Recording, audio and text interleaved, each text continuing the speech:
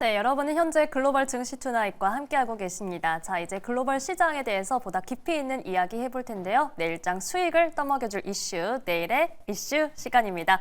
자, 오늘은 퍼스트 프라임 리서치 이동근 대표와 함께하겠습니다. 대표님 안녕하세요. 네, 안녕하십니까. 네, 오늘 주제도 바로 한번 체크해 보겠습니다. 오늘의 주제는요. 트럼프 2기 행정부 드러난 정책 방향성, 오늘의 주제입니다.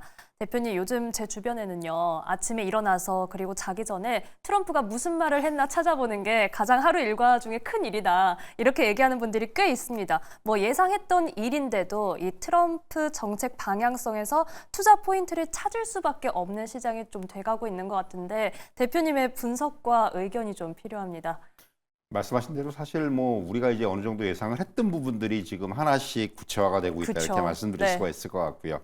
뭐 우리가 이제 미국 우선주의라는 그런 대명제를 전면에 내세우면서 크게 보면은 이제 안보 무임승차 불가, 또 이제 힘에 의한 평화, 그리고 이제 관세 제일주의, 이런 정책들을 어떻게 보면은 트럼프 2기 행정부의 그 가장 중요한 정책 방향성으로 제시를 하고 있습니다. 그 밑에서 이제 뭐 감세라든가 또 어떤 뭐 국경 안정과 관련된 뭐 이민 정책의 변화라든가 에너지 정책의 변화라든가 이런 것들이 이제 지금 윤곽을 드러내기 시작을 했고요. 사실 말씀하신 대로 이제 트럼프 2기 행정부 출범과 함께 주식시장에서는 트럼프 트레이드가 또 재현이 되고 있어요. 네. 그러니까 말씀하신 대로 이제 트럼프가 무슨 얘기하느냐에 따라서 그날 이제 그 상승 업종이라든가 이런 게 변화가 나타나고 연비 나타나고 있는데, 결국은 지금까지 드러난 부분들에 대해서 간단하게 제가 한 3가지 정도로 좀 말씀을 드리자면은, 첫 번째는 역시 그 이번 주에 가장 좀 뜨거웠던 이슈죠. 그러니까 스타게이트 프로젝트로 대변이 되는 기술 분야에 대한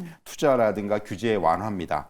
그러니까 취임 이틀째 이제 발표를 했죠. 오픈 AI, 또 오라클, 그리고 이제 일본의 소프트뱅크가 참여하는, 그러니까 최대 5천억 달러 규모. 그러니까 최초에 1천억 달러가 들어가고 향후 이제 종합해서 5천억 달러 규모의 AI 인프라 투자 계획을 발표를 했습니다. 그러니까 텍사스에 있는 데이터 센터를 시작으로 해서 미국 내 AI 인프라 구축에 나서겠다, 이런 얘기고요. 여기에다가 이제 엔비디아라든가 또 마이크로소프트라든가 또 영국의 중요한 그 그 반도체 설계 기업인 암이라든가 이런 기술 파트너들이 또 참여할 예정에 있고요. 결국 이러한 대규모의 투자 계획이라는 부분은 트럼프 2기 행정부의 기술에 대한 규제 완화, 규제 철폐에 대한 움직임하고 맥을 같이 한다고 말씀드릴 수가 있을 것 같아요.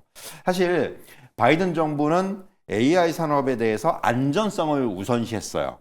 그리고 지금 이제 EU 같은 경우는 프라이버시하고 안전성을 같이 봅니다. 그러니까 굉장히 조심스러워요, AI 산업에 대한 접근이. 그런데 이 트럼프 2기 행정부는 달라요. 그러니까 이런 규제보다는 기술의 발전, 기술의 적용, 이런 쪽에다 집중을 하는 거죠. 그런 것들이 좀 이제 방향성 측면에서 차이가 있다고 말씀드릴 수가 있을 것 같고요.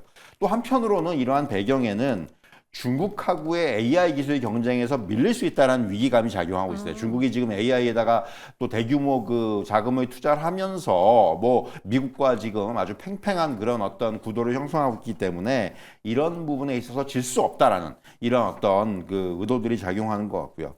뭐 이미 트럼프 그 행정부 출범 이전부터, 당선 이후부터 규제 완화하고 관련해가지고 뭐 양자 컴퓨팅이라든가 또 뭐 우주항공이라든가 이런 쪽의 분야가 좀 부각이 됐었는데, 이렇게 이제 트럼프 2기 행정부가 AI를 중심으로 해서 관련 산업에 드라이브를 걸 것이다라는 그런 어떤 의도가 보임에 따라서 반도체라든가 뭐 전력기기라든가 소프트웨어라든가 이런 관련 산업에 대해서는 계속해서 관심이 지속될 것으로 전망이 되고 있고요. 이미 시장에서 뭐 오늘 같은 경우도 뭐 우리 시장에서 전력기기 관련도 좋았지 않습니까? 이런 움직임들이 계속해서 지금 시장의 중심, 주도 업종으로 부각되지 않겠는가, 이렇게 말씀드릴 수가 있을 것 같고요.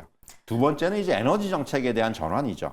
그러니까 취임사에서 워낙 강하게 언급을 했고, 네. 취임하자마자 가장 먼저 한 게 파리기후협약에서 다시 탈퇴한 거예요. 그러니까 1기 행정부 때 탈퇴했다가 바이든 행정부가 다시 복원을 시켜놨는데 다시 탈퇴한 거죠. 그러니까요. 이게 아주 재밌는데, 어떻게 보면은.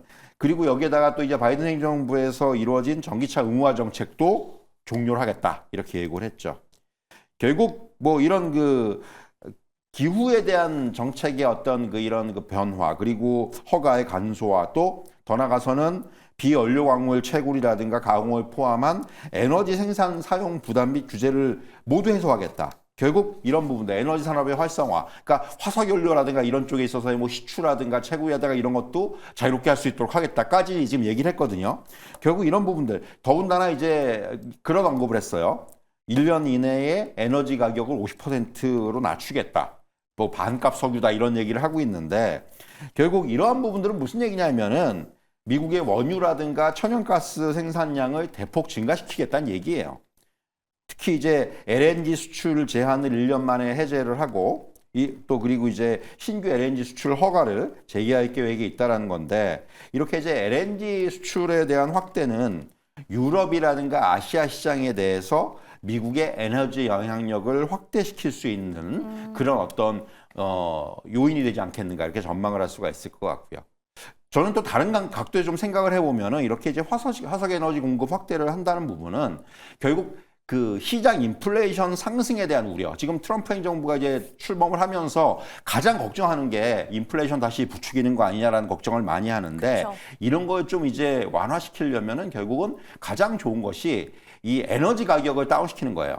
근데 결국 이렇게 화석 에너지 공급을 확대하면서 에너지 가격을 뭐 지금 반값 석유 얘기하는 얘기가 그런 건데 결국은 그래서 이제 이런 그 인플레이션 상승에 대한 우려를 낮추는 방안으로 좀 활용하지 않겠는가 저는 이제 그렇게 좀 말씀을 드릴 수가 있을 것 같고요. 이렇게 이제 에너지 정책이 변화한다는 것, 미국의 에너지 정책이 변화한다는 부분은 우리나라 입장에서는 에너지 도입 단가 측면에서 굉장히 유리하게 작용을 할 수가 있죠. 우리가 이제 미국의 LNG라든가 이런 거에 대한 비중이 높거든요. 네. 그러다 보니까 이제 향후에 이제 이런 부분에 있어서 수출을 확대시킨다, 수입을 확대한다든가 이런 쪽에서는 분명히 비용을 좀 절감할 수 있는 요인이 될 수 있겠고요.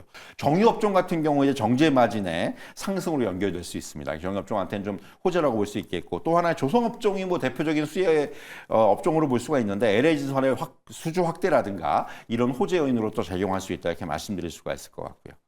시장에서 가장 관심이 집중되었던 부분은 역시 관세 정책인데 이 부분은 일단 속도 조절에 들어갔다고 말씀드릴 수가 있을 것 같아요. 당장 고율의 관세를 부과하는 방안 대신에 미국의 무역 적자 그리고 이제 뭐 교역 상대국의 불공정 무역 관행을 조사하면서 이를 근거로 해서 향후에 단계적인 조치를 취하겠다. 이게 이제 가이드라인이 한 3월까지 조사하고 4월 정도부터 뭘 하겠다라는 이제 그런 쪽에 지금 얘기가 나오는 것 같은데 물론 사전에 이제 예고를 했던 뭐 캐나다라든가 멕시코 같은 나라들에 대해서는 25% 관세 부과 그리고 더 붙여서 중국에 대해서 10% 추가 관세 이런 방침은 또 언급이 됐어요. 그리고 EU에 대해서도 관세 타겟팅을 하는 이런 모습들은 좀 보였기 때문에 결국 이러한 어떤 관세에 대한 그 향후의 진행 방향은 추이를 좀 확인할 필요가 있다고 말씀드릴 수가 있겠고요. 그리고 무엇보다도 첫 국제 무대라고 할 수 있는 다보스 포럼에서 이런 얘기를 했어요. 완전 거의 협박이었는데 미국 제품을 만들지 않으면 관세를 내야 된다. 이렇게 네. 이제 발언을 하면서 앞으로 이제 그 있을 관세 정책의 시행을 예고했다 이렇게 말씀드릴 수가 있겠고요. 결국 우리가 이제 뭐 그 행정부 출범 전부터 예상을 했지만은 다양한 이유를 들어서 수많은 무역 파트너들을 관세의 표적으로 삼으면서 관세를 어떻게 보면은 그 국제 경제 정책의 전방위 도구로 활용하겠다. 그리고 미국의 이익을 극대화하는 협상 카드로 사용하겠다. 이렇게 이제 뭐 천명했다 이렇게 말씀드릴 수가 있겠고요. 아직은 우리나라하고는 뭐 직접적인 어떤 거론은 없었습니다. 그런데 향후에 이제 산업별로 봤을 때는 분명히 영향이라든가 불확실성은 점차 커질 것으로 전망이 되고 있기 때문에 이 부분은 계속해서 우리가 확인할 필요가 있을 것 같아요. 지금 산업별로도 보면은 영향을 크게 받을 수 있는 산업들이 뭐 지금 계속해서 거론이 되고 있는데 결국 향후에 이런 어떤 정책의 시행에 대한 이런 부분들에 대해서 계속 주목할 수밖에 없다. 이렇게 좀 말씀드릴 수가 있을 것 같습니다. 네, 결국은 지금까지 나온 이 트럼프 정책 관련해서 좀 내용들을 정리를 해주셨는데 우선 이 지금 바이든 행정부와도 또 EU와는 다른 방향성으로 AI 관련 기술 발전에 집중하고 있는 트럼프 행정부 관련해서는 반도체와 전력기기 그리고 소프트웨어 관련주 말씀을 해주셨고요. 에너지 정책 관련해서도 결국은 원유와 천연가스 생산량을 증가시키겠다는 이야기다. 우리나라에서는 정제 마진 관련해서 이 관련주들 그리고 LNG 수출 관련해서 조선주가 연결고리 가지고 있음을 또 짚어주셨습니다. 여기에 관세 정책 관련해서는 조금은 속도 조절이 들어갔지만 뭐 그래도 불확실성이 계속 남아있는 부분이고 또 이 최근에 이 스티키한 물가라는 얘기가 다시 나오고 있더라고요. 그래서 관련 내용은 저희가 계속해서 좀 주시를 해야겠습니다.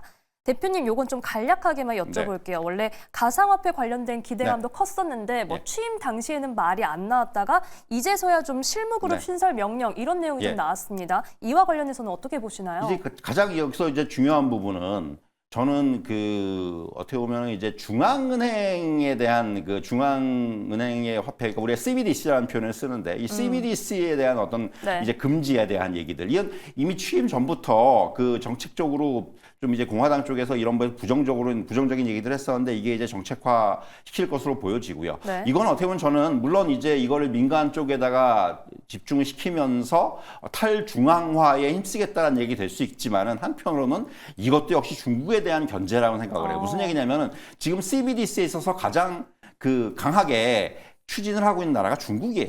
사실 중국은 어떤 이런 가상화폐 시장에 있어서 중앙은행의 어떤 역할을 굉장히 강조를 하고 있는 쪽의 입장인데 그리고 또 그런 정책을 가지고 있는 나라들이 여럿 있어요. 그런데 미국은 이것과는 결이 달리하는 거죠. 그렇기 때문에 이것도 역시 중국을 의식한 저는 또 그런 의도도 충분히 있다고 말씀드릴 수가 있을 것 같고요.